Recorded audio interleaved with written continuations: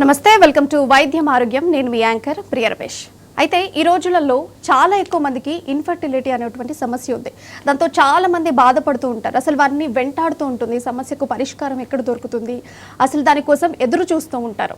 So అట్లాంటి సమస్య పరిష్కారానికి positive fertility and laparoscopy centre మన హైదరాబాద్లోని కోంపల్లిలో స్థాపించడం జరిగింది. ఎవరికైతే ఇన్ఫర్టిలిటీ సమస్య వల్ల బాధపడుతూ ఉన్నారో ఈ సెంటర్కి వచ్చి వాళ్ళ సమస్యని పరిష్కారం చేసుకోవచ్చు. అండ్ అట్లాగే డాక్టర్ శశిప్రియ గారు 11 సంవత్సరాల అనుభవం కలిగిన గైనకాలజిస్ట్, ఫర్టిలిటీ నిపుణురాలు మనతో పాటు ఉన్నారు.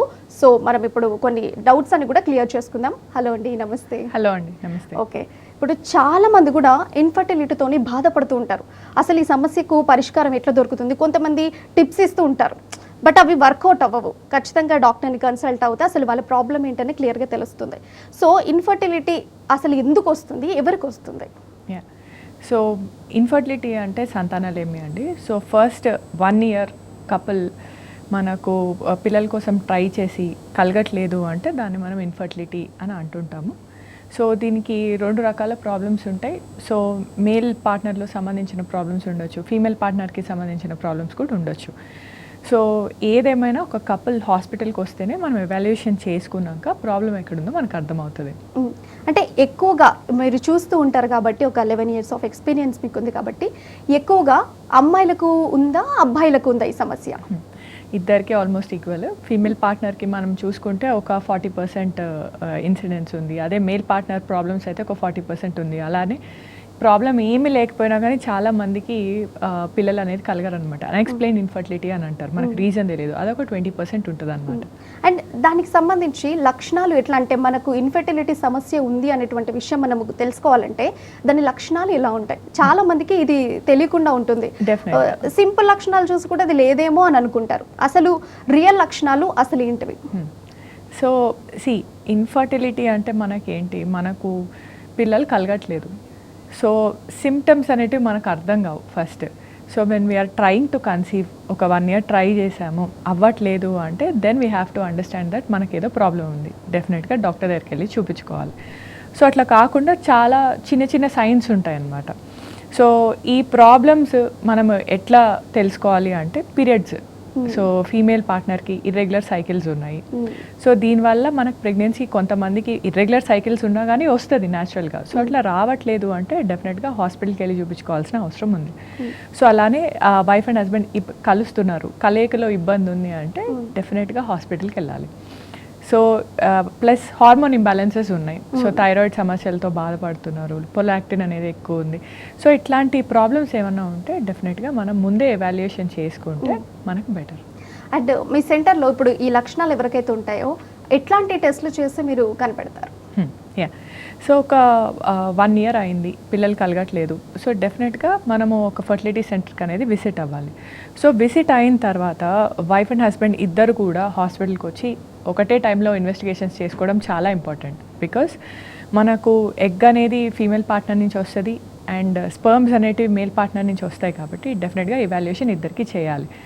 సో మనము ఫీమేల్ పార్ట్నర్కి చూసుకున్నట్టయితే ఒక బేసిక్ స్కాన్ అనేది చేసుకుంటాం అనమాట. దీంట్లో ఓవరీస్లో మనకి ఎగ్స్ ఎలా ఉన్నాయి, ప్లస్ ట్యూబ్స్ అనేటివి ఓపెన్ ఉన్నాయా లేదా, యూట్రస్లో ప్రాబ్లమ్స్ ఏమైనా ఉన్నాయా, ఫైబ్రాయిడ్స్ కానివ్వండి, అడినోమయోసిస్ సమస్యలు కానివ్వండి, లేకపోతే సెప్టమ్ సమస్యలు కానివ్వండి, ఏమైనా సర్వైకల్ బ్లాకేజెస్ ఏమైనా ఉన్నాయా, స్టీనోసిస్ అని అంటారు, ఎంట్రీ ఏమైనా ప్రాబ్లం ఉందా, లేదా అలానే మేల్ పార్ట్నర్ని చూసుకుంటే మనము సిమెన్ అనాలిసిస్లో ఇబ్బందులు ఏమైనా ఉన్నాయా, స్పర్మ్ కౌంట్ బాగానే ఉందా, మొటిలిటీ ప్రాబ్లమ్స్ ఏమైనా ఉన్నాయా. సో ఇవన్నీ మనము ఫస్ట్ విజిట్లోనే ఎవాల్యుయేషన్ చేసుకోగలిగితే మనకు ప్రాబ్లం ఎక్కడుందో ఒక 50% వరకు ఐడెంటిఫికేషన్ అవుతుంది. సో దాన్ని బట్టి we can carry forward with the treatment. And ఇప్పుడు చాలా హాస్పిటల్స్ కూడా రెగ్యులర్గా చాలా హాస్పిటల్స్ ఉన్నాయి. ఇప్పుడు కొత్తగా కోంపల్లిలో మీరు స్థాపించడం జరిగింది. సో అందులో మీరు ఎట్లాంటి ట్రీట్మెంట్స్ ఇచ్చిన, అంటే అందరికంటే భిన్నంగా ఏమన్నా ఉన్నాయా? డెఫినెట్లీ అండి. సో చాలా మంది ఫర్టిలిటీ సెంటర్ అనగానే IUI IVF తప్ప ఇంకేం చేయరు అని అనుకుంటారు. సో ఇన్ఫర్టిలిటీ సమస్య ఉంది అంటే IVF ఇస్ ద సొల్యూషన్ అని అంటారు. అలా ఏం లేదండి. ఫస్ట్ ఆఫ్ ఆల్ ఫర్టిలిటీ అని అనగానే there something called as enhancement. So fertility centre అనగానే సో మనము ఇన్ఫర్టిలిటీ సమస్యతో బాధపడుతున్నాము. సో దీన్ని ఎట్లా ఎవాల్యుయేషన్ చేసుకోవాలి, సెకండ్ దీనికి ట్రీట్మెంట్ ఆప్షన్స్ ఏమున్నాయి. సో మనము చిన్న చిన్న మెడిసిన్స్తో కూడా ప్రెగ్నెన్సీ రావచ్చు. సో ఇర్రెగ్యులర్ సైకిల్స్ ఉన్నాయి, యానోబిలేషన్ సైకిల్స్ అనుకోండి, ఎగ్ అనేది పెరగట్లేదు, రిలీజ్ అవ్వట్లేదు అంటే డెఫినెట్గా ట్రాకింగ్ చేసుకోవచ్చు. ట్రాకింగ్ చేసుకొని మనం ఆ టైంలో ప్రెగ్నెన్సీ ప్లాన్ చేసుకున్నట్టయితే చిన్న మెడిసిన్స్తో కూడా ప్రెగ్నెన్సీ వస్తుంది. ప్లస్ అట్లనే లాప్రోస్కోపీ ద్వారా కూడా చాలా ట్రీట్మెంట్స్ అనేటివి అవైలబిలిటీ ఉన్నాయన్నమాట. ఇప్పుడు పీసీఓడి ప్రాబ్లమ్స్ ఉన్నాయనుకోండి, సో ఇర్రెగ్యులర్ సైకిల్స్ చాలా డేస్ నుంచి ఉంటాయి. సో ఈ ఓవరీస్ అనేటివి ఈ లోపల ఫాలిక్యులర్ ఫ్లూయిడ్తోని సైజ్ అనేది బాగా పెరుగుతుంది అనమాట. ఓవరీ సైజ్ అనేది పెరుగుతుంది, లోపల టిష్యూ స్ట్రోమా అని అంటారు, చాలా పెద్దగా అవుతుంది. సో మనం లాప్రోస్కోపీ ద్వారా మనకు ఈ స్టాసిస్ అయిన ఫ్లూయిడ్, ఈ వాటర్ ఏదైతే ఉందో దాన్ని తీసేయగానే మళ్ళీ రెగ్యులర్గా పీరియడ్స్ రావడము, సో లాప్రోస్కోపీ చేసిన 2-3 మంత్స్కే మళ్ళీ కన్సీవ్ అవ్వడము, ఇట్లాంటివన్నీ అవుతాయి. అట్లనే మనకు యూట్రస్లో ప్రాబ్లమ్స్ ఉన్నాయి. సో గర్భాశయంలో ఒక చిన్న పొర ఉంది, లేకపోతే ఎంట్రీ డిఫికల్ట్ ఉంది అనుకోండి, దానికి కూడా మనము డెఫినెట్గా హిస్ట్రోస్కోపీ ద్వారా మనం రిసెక్షన్ చేయొచ్చు. సో ఈ ప్రాబ్లమ్స్ అన్నీ కూడా IUI-IVFతో సంబంధం లేకుండా మనము ప్రెగ్నెన్సీ అనేది ప్లాన్ చేయొచ్చు. ఇంకా మనం IUI-IVFకి వస్తే దానికి స్పెసిఫిక్గా మనకి ఇండికేషన్స్ ఉన్నాయన్నమాట. సపోజ్ ట్యూబల్ సమస్య ఉంది, కంప్లీట్గా ట్యూబల్ బ్లాకేజెస్ ఉన్నాయి, మనం హిస్ట్రోస్కోపీ ద్వారా కూడా ట్యూబల్ బ్లాకేజెస్ అనేవి రిమూవ్ చేయొచ్చు. కానీ కాలేదు అంటే then we have to go for IVF. ఎందుకు అంటే ఎగ్ స్పర్మ్ కలిసేది ఫెలోపియన్ ట్యూబ్లోనే కాబట్టి ఫెలోపియన్ ట్యూబ్ బ్లాకేజెస్ ఉంటే డెఫినెట్గా ప్రెగ్నెన్సీ రావడం కష్టం.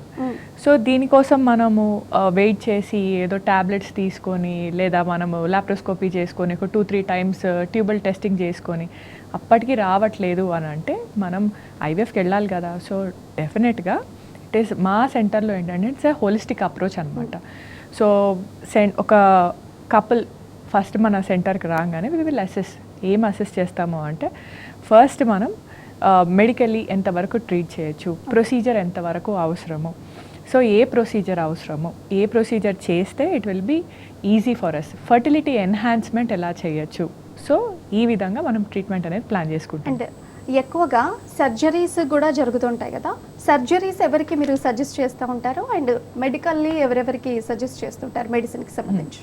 Yeah, so surgical correction and generally ఎవరికి అవసరమో అంటే యూట్రస్లో ఫైబ్రాయిడ్స్ ఉన్నాయి, చిన్న చిన్న ఫైబ్రాయిడ్స్ ఉన్నాయి కానీ చాలా ఉన్నాయి, లేదా యూట్రస్ ఎంట్రీ దగ్గర ప్రాబ్లం ఉంది, సర్వైకల్ స్టీనోసిస్ అంటారు, లేదా సర్వైకల్ మనకు పాలిప్స్ ఉంటాయి, చిన్న చిన్న పాలిప్స్ ఉంటాయి, ఎంట్రీ ప్రాబ్లమ్స్ వస్తాయి, లేదా మనకు సెప్టమ్ అనేది ఉంటుంది, యూట్రస్లో ఒక చిన్న గోడలాగా ఉంటుంది, లేదా చాలా మందికి యూట్రస్లో ప్రాబ్లమ్స్ ఉంటాయి, ముల్లేరన్ అబ్నార్మాలిటీస్ అని అంటారనమాట. అంటే పుట్టుకతోని యూట్రస్లో వచ్చే సమస్యలు, షేప్ డిఫరెంట్గా ఉంటుంది, పొరలో ప్రాబ్లమ్స్ వస్తాయి, లేదా ఓవరీస్లో ఇందాక మనం డిస్కస్ చేసుకున్నట్టు PCOD ప్రాబ్లమ్స్. సో వీళ్ళందరికీ కూడా సర్జికల్ ట్రీట్మెంట్స్ ఆర్ మ్యాండేటరీ. అలా కాకుండా ప్రాబ్లమ్స్ ఏమి లేవనుకోండి, సో అయినా కానీ అవ్వట్లేదు, అన్ఎక్స్ప్లెయిన్ ఇన్ఫర్టిలిటీ, స్పర్మ్ ప్రాబ్లం కూడా ఏం లేదు, స్పర్మ్ అనాలిసిస్ కూడా బాగుంది, వీళ్ళందరికీ ఏంటంటే we will go with 2 to 3 cycles of IUI. మనము సీమెన్ అనేది వాష్ చేసి ప్రాసెస్ చేసి ప్రాసెస్డ్ సీమెన్ని మనము ఒక క్యాథెటర్, ఒక చిన్న రీఫిల్ ద్వారా ఇంజెక్ట్ చేస్తున్నాం అనమాట. సో ఇంజెక్ట్ చేస్తే ఏమవుద్ది అంటే ఈ స్పర్మ్ ఒక డిస్టెన్స్ని మనం తగ్గిస్తున్నాం, హెల్దీ స్పర్మ్ని ట్యూబ్కి దగ్గరగా వదులుతున్నాం కాబట్టి ప్రెగ్నెన్సీ ఛాన్సెస్ ఒక 10% బెటర్ ఉంటాయి. అండ్ డాక్టర్ జీ, ఇంతకుముందు మాట్లాడినాం కదా ఇన్ఫర్టిలిటీ గురించి, ఎస్పెషల్లీ మీ హాస్పిటల్లో పాజిటివ్ ఫెర్టిలిటీ అండ్ లాప్రోస్కోపీ సెంటర్లో ఎట్లాంటి అంటే వచ్చే ఎవరైతే పేరెంట్స్ కావాలనుకునే వాళ్ళకు ఎస్పెషల్ ఆతృత ఉంటారు, వాళ్ళు ఏంటంటే వాళ్ళకి ఎట్లాంటి సమస్య ఉండదు, కాకపోతే ఆ ప్రాబ్లం అనేది ఎదురవుతుంటుంది, వాళ్ళకు మీరు ఎట్లా ట్రీట్ చేస్తారు? సో ఫస్ట్ మనకేంటంటే ఇన్ఫర్టిలిటీ అనేది కంటికి కనిపిదు, ఫీవర్ వచ్చింది, లేకపోతే మనకేమన్నా సపోజ్ ఏమన్నా యాక్సిడెంట్ అయింది, లేకపోతే ఏమన్నా దెబ్బ తగిలింది, ఇట్లాంటి ఇష్యూస్ ఏమైనా ఉంటే బయటకు కనిపిస్తాయి బేసిక్గా. కానీ ఇన్ఫర్టిలిటీ అనేది మనకు చెప్పలేం ఫస్ట్. సో WHO మనకి 3rd వరల్డ్ పెద్ద డిసీజ్ లాగా దీన్ని స్టేట్ చేశారనమాట. సో దీనికి ఏంటంటే మెంటల్ స్ట్రెస్ అనేది చాలా ఎక్కువ, ఎమోషనల్ సపోర్ట్ అనేది డెఫినెట్గా అవసరం.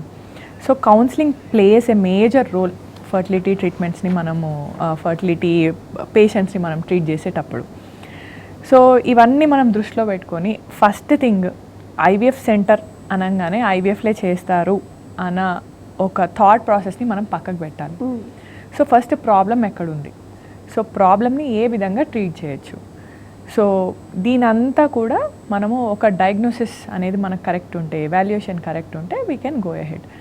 సో కపుల్ మన దగ్గరకు వచ్చినప్పుడు సో ఫస్ట్ ఇన్వెస్టిగేషన్స్ చేసుకున్న తర్వాత then we can understand. So వీళ్ళకి పెద్ద టెన్షన్ పడాల్సిన అవసరం లేదు. సో ఫస్ట్ ఏంటంటే holistic approach. And second thing, doctors మన దగ్గర మన టీం ఎవరైతే ఉన్నారో so highly experienced. Plus second thing ఏంటంటే మనకు పర్సనల్ అప్రోచ్ అనేది డెఫినెట్గా ఉంటుంది. సో నథింగ్ టు బీ అంటే ఇక రష్ ఇప్పుడు ఈరోజే వచ్చాం మనం, ఈరోజే ప్రొసీజర్కి వెళ్ళాలి, ఈరోజే ఏదో చేసుకోవాలి అనడం కాకుండా విల్ గివ్ ఇట్ టైమ్ అనమాట. So first they have to understand what is the problem, then we can proceed. And కొంతమంది ఇది చాలా పెద్ద ప్రాబ్లం అని వస్తూ ఉంటారు. సో ఇది చాలా చిన్నగా వాళ్ళకు నయమైపోయినటువంటి కేసులు ఏమైనా ఉన్నాయా మీ హాస్పిటల్లో? అవును అవును, there are lot of things అండి. మనకు ఒక 4 years 5 years ఇన్ఫర్టిలిటీ సమస్యతో బాధపడుతుంటారు కొంతమంది. ఇంకొందరు ఏంటంటే యూనిలాటరల్ ట్యూబల్ బ్లాకేజెస్ ఉంటాయి అన్నమాట.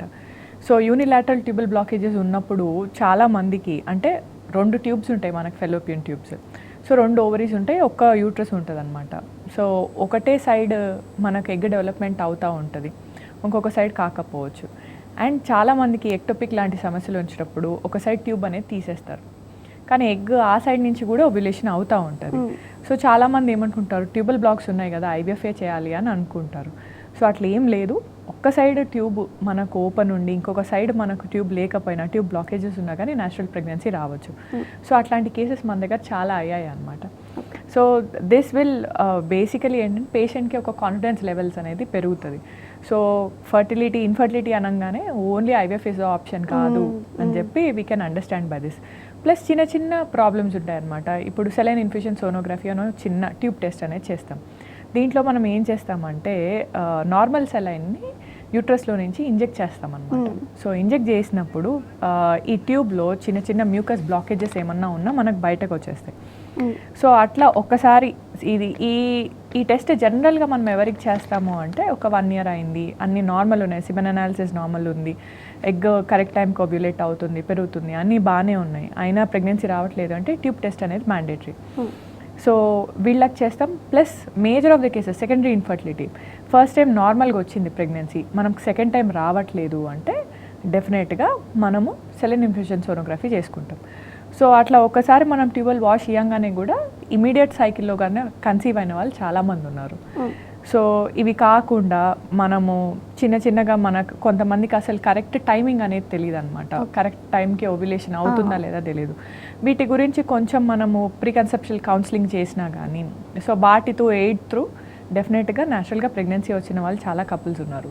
సో ఇవన్నీ స్టోరీస్ మనం వింటుంటే అనమాట, ఇట్స్ వెరీ రీఅష్యూరింగ్ అనమాట. ఒక కాలర్ మనకి లైన్లో ఉన్నారు, రాజశేఖర్ ఫ్రమ్ వరంగల్. రాజశేఖర్ గారు నమస్తే అండి. నమస్తే మేడం. డాక్టర్ గారు ఉన్నారు, మీ సమస్య ఏంటో చెప్పండి. మేడం నమస్తే మేడం. నమస్తే అండి, చెప్పండి మేడం. ఫస్ట్ ఎక్టోపిక్ ప్రెగ్నెన్సీ వచ్చింది మేడం, మాకు పెళ్ళి 5 సంవత్సరాలు అవుతుంది madam. First pregnancy ectopic pregnancy వచ్చింది మేడం. ఎక్టోపిక్ అయిందా అండి? Okay okay. ట్యూబ్ మళ్ళీ తీసేసి 3 నెలలకు టాబ్లెట్స్ వాడితే మేడం మళ్ళీ మిస్క్యారేజ్ అయింది మేడం, హార్ట్ బీట్ రాలేదు మొత్తానికి. Okay okay. ఎన్ని వీక్స్కి అయిందండి? 8 weeks అయింది. 8 weeksకి అయింది. Okay okay madam. Unicorn uterus అని ఉన్నది మేడం, యూనికార్నేట్ యూట్రస్ అని ఉంది. Okay okay okay. ఇప్పుడు ఏఎంహెచ్ హార్మోన్ తీస్తే మేడం 0.369 ఉంది మేడం. ఏఎంహెచ్ 0.36 ఉంది. ఓకే ఓకే సరే. సార్ ఏమో ఐవీఎఫ్ అంటాడు madam direct. Okay okay. First మీరు వరిగా అనవసరం లేదు, ఒకసారి హాస్పిటల్కి వస్తే వి విల్ రీఎవాల్యుయేట్. మనం ఏజ్ ఎంత అన్నారు? 33 ఉన్నది మేడం. ఏజ్ 33 ఉంది. మీ వయసు సార్? మా వయసు 34 madam. Okay okay. Unicornuate uterus ఉన్నా కానీ మనకు లోపల సైజ్ అనేది చాలా ఇంపార్టెంట్ అనమాట. లోపల స్పేస్ ఎంత ఉంది? జనరల్గా యూట్రస్ అనేది 6 to 8 centimeters ఉంటుంది. దాంట్లో లోపల ఎండోమెట్రియం వాల్యూమ్ ఏదైతే ఉందో అది ఒక 1 centimeter వరకు ఉంటుంది అనమాట. సో ఈ సైజెస్ని బట్టి లోపల క్యావిటీ బాగానే ఉందనుకోండి, డెఫినెట్గా యూట్రస్ అనేది ఒక ప్రెగ్నెన్సీ వచ్చినప్పుడు ఎలాస్టిక్ స్ట్రక్చర్ అనమాట. సో ఒక బెలూన్ ఎంత సాగుతుందో అంత పెద్దగా సాగాలి. సో ఈ కొలతల్లో ఉన్నప్పుడు లోపల పెద్దగా ఇబ్బందులు ఏం లేనప్పుడు సో యూనికార్నేట్ యూట్రస్లో కూడా ప్రెగ్నెన్సీస్ న్యాచురల్గా వచ్చిన వాళ్ళు చాలామంది ఉన్నారు. కానీ ఇక్కడ మనకు 2 ప్రాబ్లమ్స్ ఉన్నాయి. ఫస్ట్ ప్రాబ్లం ఏంటంటే హిస్టరీ ఆఫ్ ఎక్టోపిక్ ఉంది. అండ్ సెకండ్ ప్రాబ్లం ఏంటంటే మనకి ఏఎంహెచ్ వాల్యూస్ అనేటివి తక్కువ ఉన్నాయి, 0.0 ఆర్ 0.3 ఉంది. సో మనము కరెక్ట్ ల్యాబ్లో కూడా చూసుకోవడం చాలా ఇంపార్టెంట్. ప్లస్ ఏఎంహెచ్ ఒక్క వాల్యూని బట్టి న్యాచురల్గా ప్రెగ్నెన్సీ రాదు అని మనం చెప్పలేం. So AMH is always combined. అంటే మనకు ప్రెగ్నెన్సీ రేట్స్ కోసం మనం చూసుకోవాలి అనుకుంటే ఏఎంహెచ్, ఏజ్ అండ్ ఎఫ్ఎస్హెచ్ అనే హార్మోన్ కూడా మనకు చాలా ఇంపార్టెంట్, ఏజ్ కూడా చాలా important. Plus antral follicular count అంటాం అనమాట. అంటే రెండో రోజు మనం స్కానింగ్ చేసినప్పుడు ఎగ్స్ మనకు ఎన్ని ఉన్నాయి. సో ప్రతి మంత్ చూసినప్పుడు ఎగ్స్ ఎన్ని ఉన్నాయి, ఈ మంత్లో మనకు 2-3 ఎగ్స్ ఉండి నెక్స్ట్ మంత్లో 4-5 ఎగ్స్ అట్లా ఉన్నాయి అనుకోండి, డెఫినెట్గా మనం తొందరపడాల్సిన అవసరం ఉంది. సో ఏఎంహెచ్ ఒక్క వాల్యూని బట్టి మనకు ప్రెగ్నెన్సీ రాదు, న్యాచురల్గా అసలుకే రాదని డిసైడ్ అవ్వలేము. సో మనకు ఐవీఎఫ్ ఎందుకు చెప్పారు అనేది కూడా మనం ఆలోచించాలి. సో యూనికార్నెట్ యూట్రస్లో చాలా మందికి ఏంటంటే 2 ఓవరీస్ ఉన్నా కానీ ఒక సైడ్ ట్యూబ్ అనేది ఉండదన్నమాట. సో ఒక సైడే ట్యూబ్ ఉంటుంది. సో ఆ ట్యూబ్లోనే ఎక్టోపిక్ వచ్చింది మనకు. సో సర్జికల్ కరెక్షన్ చేసి ఆ ట్యూబ్ని తీసామనుకోండి, డెఫినెట్గా న్యాచురల్గా ప్రెగ్నెన్సీ రాదు కదా, అందుకోసం కూడా ఐవీఎఫ్ చెప్పు ఉండొచ్చు. సో రీజన్స్ ఏమైనా మనకు ట్రీట్మెంట్ ప్రోటోకాల్ అనేది డిపెండ్స్ ఆన్ ద కండిషన్ అనమాట. సో మనం ఒకసారి మీరు హాస్పిటల్కి వస్తే మళ్ళీ మనం స్కానింగ్ చేసుకొని ఎగ్ కౌంట్ ఎంత ఉందో చూసుకొని మీకు కూడా ఒకసారి సిమెన్ అనాలిసిస్ చేసుకొని ప్లస్ యూట్రస్ సైజ్, షేప్, లోపల ఎలా ఉంది, సో ఇవన్నీ కూడా మనం ఎవాల్యుయేషన్ చేసుకుంటే డెఫినెట్గా we can try for pregnancy. Right. And ఇప్పుడు చూసుకుంటే ఎక్కువగా ఏ ఏజ్ వాళ్ళకు ఇట్లాంటి ఇన్ఫెర్టిలిటీ సమస్య వస్తుంటుంది? 20+ వాళ్ళకా, 30+ వాళ్ళకా, అసలు ఏ ఏజ్ వాళ్ళకి ఎక్కువగా? సో ప్రీవియస్గా కంపేర్ చేస్తే కండిషన్స్ ఎప్పుడు సేమే ఉంటాయండి. కాకపోతే ఈ మధ్యకాలంలో ఏమైంది అంటే మనకు ఏజ్ రిలేటెడ్ ఇష్యూస్ అనేటివి తొందరగా వస్తున్నాయి అన్నమాట. సో చాలామందికి ప్రీమెచ్యూర్ మెనోపాజ్లు వస్తున్నాయి. సో మన ఇండియన్స్ అందరికీ, ఏషియన్స్ అందరికీ కూడా 47 ఇయర్స్ 48 ఇయర్స్కి మెనోపాజ్ వస్తుంది. సో ఆ ఏజ్కి మనకు మెనోపాజ్ వస్తుంది అంటే మన ఎగ్ కౌంట్ అనేది ఒక 5 ఇయర్స్ ముందే తగ్గుతూ ఉంటుంది అనమాట. సో అరౌండ్ 40 ఇయర్స్ మనకి ఎగ్స్ 0 అయిపోవచ్చు. సో వీళ్ళందరికీ కూడా ఒకప్పుడు 47 ఇయర్స్కి మెనోపాజ్ వచ్చేది, ఇప్పుడు అందరికీ కూడా ఎర్లీ 40స్లో మెనోపాజ్ వస్తుంది. ఎందుకు అంటే స్ట్రెస్ కండిషన్స్ కానివ్వండి, మనం తినే ఫుడ్ కానివ్వండి, పెరిగే ఎన్విరాన్మెంట్ కానివ్వండి, వీటన్నిటితో కూడా ఎగ్ రిజర్వ్ అనేది చాలా ఆధారపడి ఉంటుంది. స్లీప్ డిస్టర్బెన్సెస్ ఉన్నా, హార్మోన్ ఇంబ్యాలెన్సెస్ ఉన్నా కానీ డెఫినెట్గా ఎగ్ క్వాలిటీ కూడా ఎఫెక్ట్ అవుతుంది. ప్లస్ సెకండ్లీ అందరూ కెరీర్స్ ఇవన్నీ చూసుకుంటున్నారు కాబట్టి లేట్ మ్యారేజెస్ ప్లాన్ చేసుకుంటున్నారు. సో చాలామంది 30 ఇయర్స్ తర్వాత ప్రెగ్నెన్సీ ప్లాన్ చేసుకుంటున్నారు కాబట్టి డెఫినెట్గా ప్రెగ్నెన్సీ ఛాన్సెస్ అనేవి తగ్గుతున్నాయి, న్యాచురల్గా ప్రెగ్నెన్సీ వచ్చే ఛాన్సెస్. అండ్ ప్లస్ ఇప్పుడు 20స్లో మనం చూసుకున్నట్టయితే ప్రాబ్లమ్స్ అనేటివి అప్పుడు కూడా ఎగ్జిస్టింగ్ ఉంటాయి. చాలామందికి పీసీఓడి సమస్యలు ఉంది, ఇప్పుడు మాట్లాడుకున్నట్టు యూనికార్నెట్ యూట్రస్ లేకపోతే యూట్రస్ మాల్ ఫార్మేషన్స్ ఏవైతే ఉన్నాయో పుట్టుకతోనే వచ్చే సమస్యలు. పీసీఓడి అనుకోండి, అది జీన్ ప్రాబ్లమ్ అన్నారు, జెనెటిక్ డిజార్డర్. సో ఇట్లాంటి ప్రాబ్లమ్స్ 20 ఇయర్స్కి ఉంటాయి, 30 ఇయర్స్కి ఉంటాయి. సో ఏజ్ రిలేటెడ్ ఇష్యూస్ అనేటివి కొన్ని. ఏజ్ రిలేటెడ్ మనం ఇష్యూస్ తీసుకుంటే ఎగ్ రిజర్వ్ తగ్గిపోవడము, లేదా మనకు ఏఎంహెచ్ వాల్యూస్ పడిపోవడము, లేదా మేల్ పార్ట్నర్ 40 ఇయర్స్ దాటిన తర్వాత స్పర్మ్లో ఇబ్బందులు రావడం, ఇవన్నీ ఏజ్ రిలేటెడ్ సమస్యలు. ఏజ్కి భిన్నంగా ఉండే సమస్యలు ఏంటి అంటే అనటామికల్ స్ట్రక్చర్స్. సో ట్యూబ్ సమస్య ఉంది, యూట్రస్ సమస్య ఉంది, లేకపోతే స్పర్మ్ ఉత్పత్తి కావట్లేదు. సో ఇవన్నీ ఏజ్కి రిలేటెడ్ కాదనమాట. అండ్ ఇప్పుడు చూసుకుంటే పీసీఓడి సమస్య, జెనెటిక్ డిజార్డర్ ఉన్న వాళ్ళకి అది అట్లాగే ఉంటుందని చెప్పారు. మరి వాళ్ళకు ఎట్లాంటి ట్రీట్మెంట్స్ ఇస్తూ ఉంటారు హాస్పిటల్లో? సో పీసీఓడి జనరల్గా ఏంటంటే అది పెద్ద సమస్యలాగా మనం కన్సిడర్ చేయలేము. సో పీసీఓడితో పాటు 4-5 డిసీజెస్ కూడా ఉంటే దీన్ని సిండ్రోమ్ అని అంటారు అనమాట, పీసీఓఎస్ అని అంటారు. సో ఇన్సులిన్ రెసిస్టెన్స్ ఉంది, ఫ్యూచర్లో వీళ్ళకి డయాబెటీస్ వచ్చే ఛాన్సెస్ ఉంటాయి, ఒబేసిటీ టెండెన్సీస్ ఎక్కువ ఉంటాయి, లేకపోతే మనకు ఫేస్ మీద యాక్ని రావడము, హెయిర్ ఫాల్ ఉండడము, ఈ మేల్ హార్మోన్ క్వాంటిటీస్ అనేది బాడీలో ఎక్కువ ఉండడము, అన్వాంటెడ్ హెయిర్ రావడం, ఇవన్నీ ఉంటే పెద్ద సమస్య. లేదా మనకు ఓన్లీ ఇర్రెగ్యులర్ సైకిల్స్ ఉన్నాయి అనుకోండి, అంత భయపడాల్సిన అవసరం లేదు. సో జనరల్గా ఏమవుద్ది అంటే, సో మనము ఒక ఫీమేల్ బర్త్ అయినప్పుడు ఒక లిమిటెడ్ అమౌంట్ ఆఫ్ ఎగ్స్తోని పుడతారనమాట. సో ఒక చిన్న ఫిష్ బ్యాగ్ లాగా ఉంటుంది అనమాట. సో దాంట్లో నుంచి ప్రతి మంత్ ఒక 10 ఎగ్స్ అనేటివి బయటకు వస్తూ ఉంటాయి. పీసీఓడి వాళ్ళకి ఏంటంటే 30-40 ఎగ్స్ అట్లనే కూర్చొని ఉంటాయి అన్నమాట. సో ఈ ఓవరీలో డెవలప్మెంట్ అనేది ఉండదు, ఓవరీ నుంచి ఎగ్ అనేది కరెక్ట్గా రిలీజ్ కాదు. సో ఇట్లా రిలీజ్ కానప్పుడు ఈ ఫాలికల్స్ అన్ని స్టాగ్నేషన్ అయిపోతూ ఉంటాయి. సో అది మేజర్ సమస్య కాదు. కాకపోతే ప్రాబ్లం మనకి ఎక్కడ వస్తుంది అంటే, ఈ ఎగ్స్ అనేటివి జనరల్గా ఎగ్లో నుంచి వచ్చే లేయర్ నుంచి మనకు ఈ గర్భసంచి లోపల లైనింగ్ అనేది డిపెండ్ అయి ఉంటుంది, ఎండోమెట్రియం లైనింగ్. సో ఈ ఎండోమెట్రియం లైనింగ్ సరిగ్గా ఫామ్ కాకపోతే మనకు పీరియడ్స్ అనేటివి రావు. ఓకే.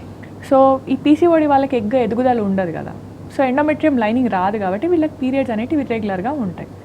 సో ఎగ్ డెవలప్మెంట్ లేనప్పుడు ఇన్ఫర్టిలిటీ సమస్య వస్తుంది. సో మనం చిన్నగా మందులు ఇస్తే చాలు ఎగ్ డెవలప్మెంట్ అనేది ఉంటుంది. ఓకే. సో ఒకవేళ రెసిస్టెంట్ కేసెస్ ఉంటాయి చాలా, ఒక 6 months మందులు ఇచ్చాము రాలేదు, వీళ్ళకి డెఫినెట్గా ల్యాప్రోస్కోపీ చాలా వర్కౌట్ అవుతుంది.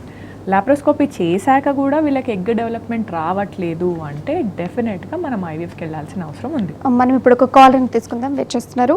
వజ్రమ్మ ఫ్రమ్ కృష్ణా జిల్లా. వజ్రమ్మ గారు చెప్పండి. నమస్తే అండి, డాక్టర్ గారు ఉన్నారు, మీ సమస్య ఏంటో అడిగి తెలుసుకోండి ఒకసారి. వజ్రమ్మ గారు చెప్పండి, మాట్లాడండి. గర్భసంచి ఉన్నారండి, డేట్ రోజు 15 రోజులు, డేట్ రోజు డేట్ 2 సార్లు వస్తుంది. వజ్రమ్మ గారు మీ వాయిస్ కొంచెం క్లియర్గా లేదు, ఒకసారి క్లియర్గా మాట్లాడండి. నెలసరి 2 మాట వస్తుంది, నెలకి 15 రోజులకి. ఓకే, చెప్పండి వజ్రమ్మ గారు చెప్పండి. నెలకి డేట్ 2 మాట వస్తాయి, 15 రోజులు 15 రోజులకి. గర్భసంచిలో ఇన్ఫెక్షన్ ఉందన్నారు, గర్భసంచిలో ఇన్ఫెక్షన్ ఉందన్నారు. గర్భసంచిలో సిస్ట్ ఉందన్నారా అమ్మా? నాకు పిల్లలు లేరు, వయసు 35 ఉంటాయి, పెళ్ళి. వజ్రమ్మ గారు మీ వాయిస్ క్లియర్గా లేదు, మీకు ఏమైనా డౌట్స్ ఉంటే హైదరాబాద్లోని కోంపల్లిలో పాజిటివ్ ఫెర్టిలిటీ అండ్ లాప్రోస్కోపీ సెంటర్కి ఒకసారి కన్సల్ట్ అవ్వండి, అక్కడికి వెళ్ళి ఒకసారి చూపించుకోండి. స్క్రీన్ మీద నంబర్కి కూడా ఒకసారి మీరు కాల్ చేసి తెలుసుకోవచ్చు మీకు ఉన్నటువంటి సమస్య ఏంటో. అండ్ అయితే డాక్టర్ గారు, ఇప్పుడు ఇన్ఫర్టిలిటీ అంటే కొంతమంది ఎట్లా అంటే వాళ్ళకు ఫస్ట్ ప్రెగ్నెన్సీ వస్తుంది, కాకపోతే లాస్ అవుతారు, సెకండ్ ప్రెగ్నెన్సీ రాదు, సమస్య ఎదురవుతుంది, అట్లాంటి వాళ్ళకి ఎట్లా ట్రీట్మెంట్ ఇస్తారు? ఫస్ట్ మనకి అబార్షన్స్ అని అంటారు, మిస్క్యారియేజెస్. సో ఏ మంత్లో అయిందో మనకు చాలా ఇంపార్టెంట్ అనమాట. సో ఫస్ట్ ప్రెగ్నెన్సీని మనము 3 ట్రైమిస్టర్స్ లాగా డివైడ్ చేస్తాం. ఫస్ట్ 3 నెలలు, so first month, second month, third month, 4th, 5th, 6th month and 7th, 8th, 9th. So వీటిలో బేబీ డెవలప్మెంట్ అనేది ఎట్లా ఉంటుంది? సో ఒక ఎగ్ స్పర్మ్ 2 కలిసి ఒక ఎంబ్రియో తయారైన తర్వాత సో 11 weeks వరకు యూట్రస్లో మనకి గ్రోత్ అనేది పెరుగుతూ ఉంటుంది. సో 11 weeks వరకు జీన్ డివిజన్ అనేది చాలా ఎక్కువ, క్రోమోజోమ్స్ అనేటివి డివిజన్ అవుతూ ఉంటాయి. సో 11 weeks వరకు మనకు అబార్షన్స్ అవుతున్నాయి, మిస్క్యారేజెస్ అవుతున్నాయి అంటే డెఫినెట్గా జీన్ డిఫెక్ట్ అని అంటాం. సో ఒకసారి బేబీ ఫామ్ అయిపోయింది, అవయవాలు లోపల మనకు హార్ట్, కిడ్నీస్, లేకపోతే మొత్తం బ్రెయిన్ అన్ని డెవలప్మెంట్ 24-25 weeks వరకు కంప్లీట్ అవుతాయి అన్నమాట. ఒక్కసారి టీఫా అని చేస్తాం 24 weeksకి. సో ఈ targeted imaging for fetal anomaly scan అనేది నార్మల్ ఉందనుకోండి, అయినా కానీ మనకు మిస్క్యారేజెస్ అవుతున్నాయి, పెయిన్లెస్ డెలివరీ స్టార్ట్ అవుతుంది అంటే డెఫినెట్గా యూట్రస్ ఒక ఎంట్రీ దగ్గర ప్రాబ్లం ఉంది, సర్వైకల్ ఇన్కాంపిటెన్స్ అని అంటారు.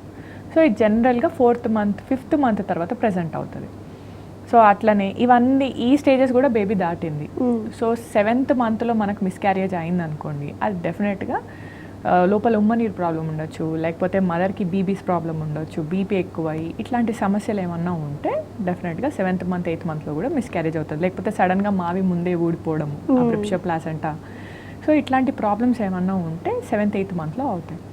సో ఒక్కసారి మనకు ఫస్ట్ ట్రైమిస్టర్ అంటే మొదటి 3 నెలల్లో ఈ ఎంబ్రియో డెవలప్మెంట్ అయ్యే స్టేజ్లో మనకి మిస్క్యారేజెస్ అవుతున్నాయి అంటే జీన్ డిఫెక్ట్ ఉండొచ్చు. సో మదర్ జీన్ డిఫెక్ట్ ఉండొచ్చు, ఫాదర్ జీన్ డిఫెక్ట్ ఉండొచ్చు, లేదా 2 జీన్స్ నార్మల్ ఉన్నా కానీ తయారైన ఎంబ్రియోలో జెనెటిక్ డిజార్డర్స్ ఏమన్నా ఉంటే డెఫినెట్గా మిస్క్యారేజ్ అయ్యే ఛాన్సెస్ ఉంటాయి. సో వీళ్ళకి మనం ఏం చేయాలి? సో ఇందాక అది కూడా అడిగారు, ఒకటే మిస్క్యారేజెస్ అన్నారు. సో ఒక్క మిస్క్యారేజ్ ఉంటే జనరల్గా టెస్టింగ్ మనం అడ్వైస్ చేయం. So repeated miscarriages, recurrent pregnancy loss అంటే 3 times మనకు మిస్డ్ అబార్షన్ అయింది, సో బేబీ అనేది పెరగట్లేదు అంటే టెస్టింగ్ చేస్తాం. దేని టెస్టింగ్ చేస్తాము అంటే మనము ఈ తయారైన ఎంబ్రియో ఏదైతే ఉందో దానికి మనం ఒక చిన్న నీడిల్ వేసి ఒక బయాప్సీ తీస్తామన్నమాట. తీసి దాంట్లో జీన్స్ అనేటివి కరెక్ట్గా ఉన్నాయా లేవా, నంబర్స్ అనేటివి మనం చూస్తామన్నమాట. అనిప్లాయిడీ టెస్టింగ్ అని అంటారు. సో ఒక్కసారి అట్లా టెస్ట్ చేసిన తర్వాత సో బేబీ మనకు అన్ఎంప్లాయిడ్ బేబీ ఉందా యూప్లాయిడ్ బేబీ ఉందా డిఫైన్ చేసుకొని మళ్ళీ మనము ట్రాన్స్ఫర్ అనేది చేసుకున్నట్టయితే మనకు ప్రెగ్నెన్సీ ఛాన్సెస్ బెటర్ ఉంటాయి. సో ఇది ఓన్లీ ఐవీఎఫ్ పద్ధతి ద్వారానే అవుతుంది అనమాట. సో న్యాచురల్గా లేదు మనకు మిస్క్యారేజెస్ అవుతున్నాయి అంటే మనం ఎకోస్ప్రిన్ అంటే మనం బ్లడ్ థిన్నర్స్ యాడ్ చేసుకోవడం కానివ్వండి, లేకపోతే మనం ప్రెగ్నెన్సీ ప్లానింగ్ చేసుకునే ముందు ఒక 3 months ఫోలిక్ యాసిడ్ తీసుకోవడం కానివ్వండి, హెల్త్ని కరెక్ట్ పెట్టుకోవడం కానివ్వండి, సో స్ట్రెస్ లెవెల్స్ తగ్గించుకోవడం కానివ్వండి, రొటీన్గా ఎక్సర్సైజ్ ఇంక్లూడ్ చేసుకోవడము. సో ఇవన్నీ చేసుకుంటే కూడా డెఫినెట్గా మన బాడీ కండిషన్ కూడా ఇంప్రూవ్ అవుతుంది.